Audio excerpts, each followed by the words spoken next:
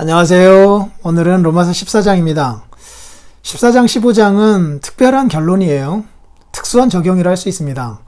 앞에서 말씀하였던 모든 것들에 대한 최종 결론이라 할 수도 있어요. 강한 자와 약한 자가 나옵니다. 사도 바울은 자기를 강한 자라고 말하였고요. 근데 강한 자들이 약한 자들을 배려해야 된다라고 하는 것이 전체적인 내용입니다. 그러면 누가 강한 자이고 누가 약한 자인가? 믿음으로 살아가는 자들이 강한 자인데 그럼 약한 자들은 누구인가? 여전히 어떤 날은 다른 날보다 더 소중히 여기고 어떤 것은 먹을 수 있지만 어떤 것은 먹지 말아야 하고 라고 하는 어떤 율법의 조항에 매여 살아가는 사람들인 것 같아요. 그러니까 약한 자들의 입장에서는 강한 자들이 너무 무모하게 살아가는 거예요. 그래서 절기도 안 지키고 먹을 것도 분별도 하지 않고 그냥 너무 자유롭게 살아가는 것처럼 보이는 거예요. 그러니 그들을 비판하는 거죠. 강한 자 입장에서는요, 예수 그리스도 안에서 이제 먹는 것, 마시는 것, 이런 것, 그 분별함 없이 믿음으로 하면 모든 것이 다 선하다라고 생각하면서 이것저것 먹는 거예요. 이런 날 저런 날 주 안에서 다 이제 한 날이다 생각하면서 절기 같은 것들을 따로 지키지 않는 거예요.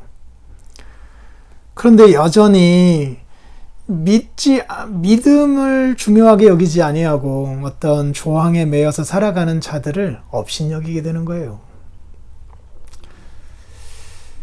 그래서 믿음이 강한 자들은 약한 자들을 업신여기고 약한 자들은 강한 자들을 비판하고 하는 것으로 인하여 교회 안에 갈등이 있었던 것으로 보입니다. 그리고 이 갈등은 15장 말미에서도 나오잖아요. 그리고 초반부에서도 계속 이 갈등이 있었다라고 하는 힌트들을 로마서가 우리에게 가르쳐 주었어요. 여기에 대해서 사도 바울은 복음으로 답을 하는 거예요. 예수님이 어떻게 하셨는지를 보면 답이 나온다라고 하는 것이 14장, 15장의 핵심이에요. 결론적으로는 어떻게 해야 합니까? 14장에서는요. 비판하지 말아요. 남의 하인이래요. 하나님의 사람이래요. 그러니까 강한 자들 비판하지 말래요. 그리고 믿음이 약한 자들 업신여기지 말래요. 하나님이 값주고 사신 하나님의 백성들이래요. 그리고 한번 생각해 보래요. 먹는 자나 먹지 않는 자나 다 주님의 영광을 위하여서 그 일을 하고 있는 것 아니냐. 우리가 그리스도인으로 살아가는 목적이 뭐냐?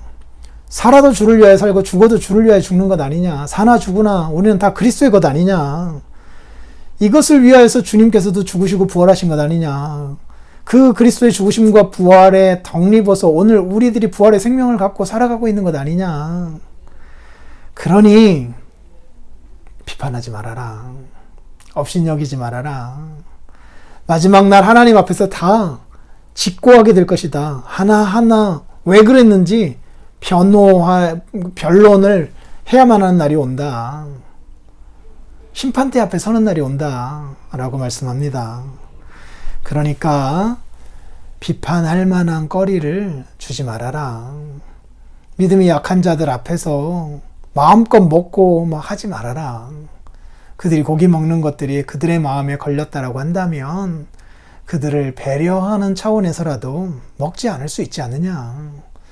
먹을 수 있는 자유도 있지만 배려를 위하여서 먹지 않는 자유도 있을 수 있는 것 아니냐. 그리스도인으로서 그런 멋있는 자유를 발휘해 보아라. 그래서 하나님의 나라는 먹는 것과 마시는 것에 있는 것이 아니라 기쁨과 평강과 의 아니냐. 그리스도를 섬기는 사람들은 그래서 하나님께 칭찬 듣고 사람들에게도 칭찬을 듣는다. 이런 배려의 정신으로 살아가니까 우리가 화평의 일과 서로 덕을 세우는 일에 힘을 쓰자 라고 말씀하고 있어요.